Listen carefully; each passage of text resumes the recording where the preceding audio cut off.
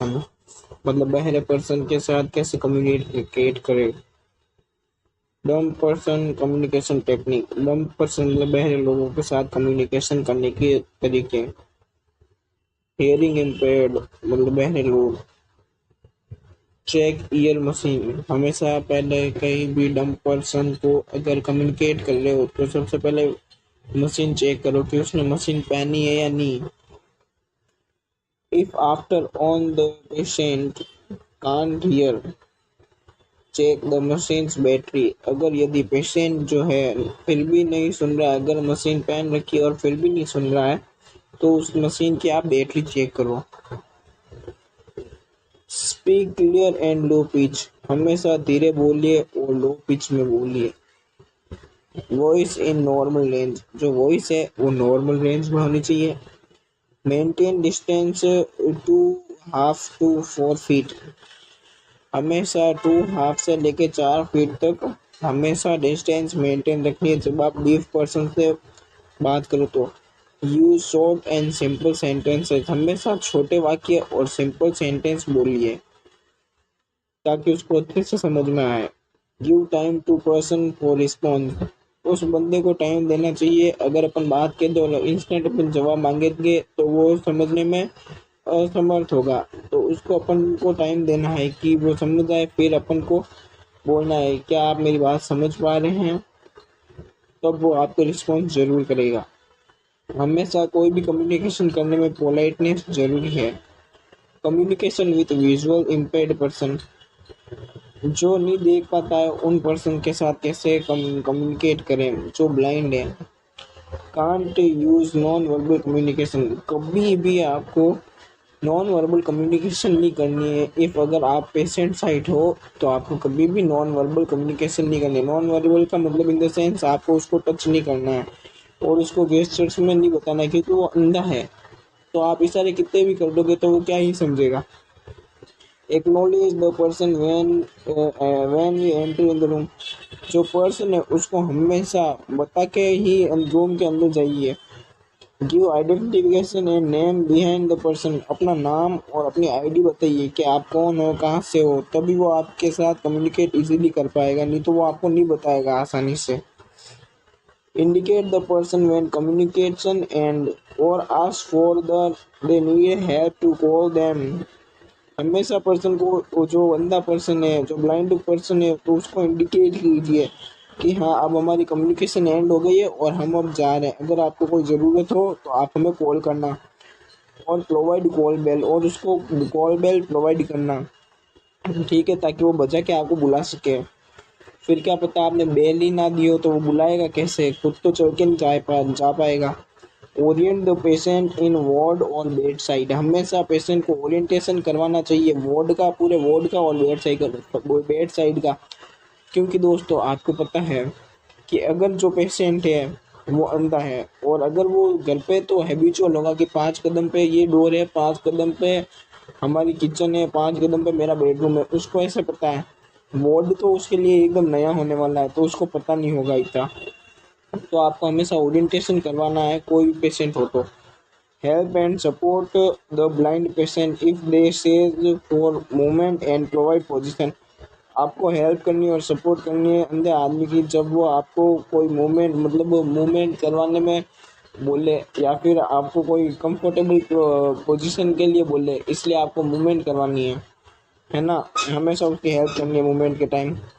Have the patient in nail care and eating and bathing going to pass urine in the hospital. और blind patient की help कैसे करोगे, उसके nail care करने में, eating मतलब खाने खिलाने में, और bathing going to pass urine मतलब स्नान करवाने में, और जब यूरिन पास आउट करे तो उसको हॉस्पिटल के टॉयलेट तक ले जाने में हाथ पकड़ के उससे आप उसको हेल्प करनी है। Communication with aphasic person. Aphasic का मतलब क्या होता है, अफेसिक पर्सन का मतलब क्या होता है तो देखते हैं। लैंग्वेज डिसऑर्डर हो जिससे जो कि बोलने में, अंडरस्टैंड करने में, रीडिंग में, राइटिंग में और डिफिकल्टीज हो, उस पर्सन को अपन बोलेंगे अफेसिक पर्सन। उसके साथ कैसे कम्युनिकेट करना है तो आइए देखते हैं। Don't be shout. उसके सामने कभी भी शोर नहीं मचाना है। Put up only yes and no answered question. उसके सामने हमेशा यस और नो वाले ही क्वेश्चन पूछने हैं, जैसे कि आपने खाना खाया, तो वो बोलेगा खाया तो होगा, तो बोलेगा हाँ, नहीं खाया तो बोलेगा ना। आपको नहाना है, आपको ये करना है, ठीक है, ऐसे आप क्वेश्चन पूछोगे तो वो आपको यस एंड नो में ही आंसर देगा। ओके, उसको ज़्यादा रिस्पॉन्स करने में टाइम नहीं लगेगा। गिव टाइम फॉर रिस्पॉन्स, मतलब उसको रिस्पॉन्स करने के लिए टाइम दो, कि अगर वो अपनी बात को अंडरस्टैंड करता होगा या समझता होगा तो फिर वो अपन को रिस्पॉन्स करेगा, उसके लिए उसको टाइम दीजिए। One question one time, don't repeat same question. एक बार में एक ही क्वेश्चन बोलना है और सेम क्वेश्चन रिपीट नहीं करना है। Okay, use same word when repeat sentence. यदि आप कोई सेंटेंस रिपीट कर रहे हो उसके सामने, तो उसमें आपको सेम वर्ड यूज करना है। अगर आप अलग अलग वर्ड यूज करोगे तो वो कंफ्यूज हो जाएगा। यहाँ पे क्वेश्चन की बात हो रही है और यहाँ पे सेंटेंस की बात हो रही है। Okay, use gesture when speak, मतलब आप अपनी बॉडी लैंग्वेज का यूज कीजिए जब आप किसी के सामने, फिजिक पर्सन के सामने बोल रहे, तो आपके वो बॉडी लैंग्वेज को भी समझ के आपसे बात करेगा। Only one nurse will be communicate, उसके सामने सिर्फ एक नर्स ही कम्युनिकेट करेगी। यदि ज़्यादा नर्स आएगी और ज़्यादा जने कम्युनिकेट करेंगे तो उसको लैंग्वेज का डिसऑर्डर है, तो वो कंफ्यूज होगा कि किसकी बात में सुनूं। Okay, method of effective communication. सबसे पहला है थेराप्यूटिक कम्युनिकेशन। थेराप्यूटिक कम्युनिकेशन क्या होती है? गोल डायरेक्ट कम्युनिकेशन, जो अपना एम है उसके बारे में बात करना, उसे थेराप्यूटिक कम्युनिकेशन कहते हैं। Client treatment communication also known as therapeutic communication. Client के ट्रीटमेंट की कम्युनिकेशन है, उसको अपन थेराप्यूटिक कम्युनिकेशन कहेंगे। ओके, एक्टिव लिसनिंग और अटेंटिव लिसनिंग, इसका मतलब क्या होता है कि यदि आप किसी से बात कर रहे हो तो सिर्फ उसके सामने ही एक्टिव रहो, ठीक है, मतलब वो अपना मन कहीं और जगह विचलित ना होना चाहिए। एक्टिव लिसनिंग का मतलब ये है, और अटेंटिव का मतलब यही है, जो आप बात कर रहे हो वहाँ पर आप उपस्थित रहो।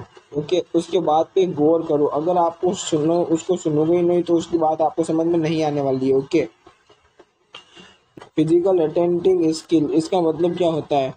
बॉडी रिस्पॉन्स, ठीक है, व्हेन टॉक, मतलब अपनी बॉडी क्या रिस्पॉन्स करती है, मतलब बॉडी रिस्पॉन्स मतलब जब अपन किसी से बात करते हैं तो उससे आई कांटेक्ट मेंटेन रखना है।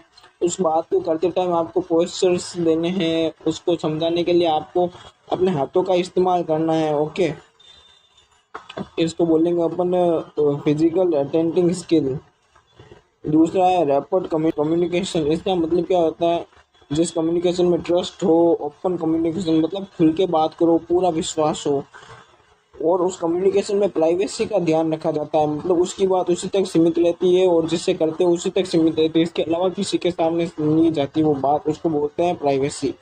म्यूचुअल अंडरस्टैंडिंग, मतलब दोनों के पास एक समझ होनी चाहिए कि हाँ, ये मेरी बात समझ रहा है, मैं इससे बात कर रहा हूँ या कर रही हूँ तो ये मेरी बात समझ रहा है।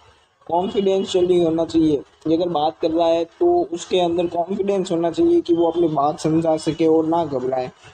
रेस्पेक्ट पर्सनल स्पेस, अगर वो अपनी कोई प्राइवेट बात भी कह रहा है आपसे तो आप उसके रेस्पेक्ट कीजिए, उसके पर्सनल स्पेस का मतलब उसके पर्सनल रखिए, किसी और के सामने जोर जोर से ना चिल्लाएं। Okay, thank you so much guys, और आज हमारा कम्युनिकेशन चैप्टर पूरा खत्म हुआ। Thank you.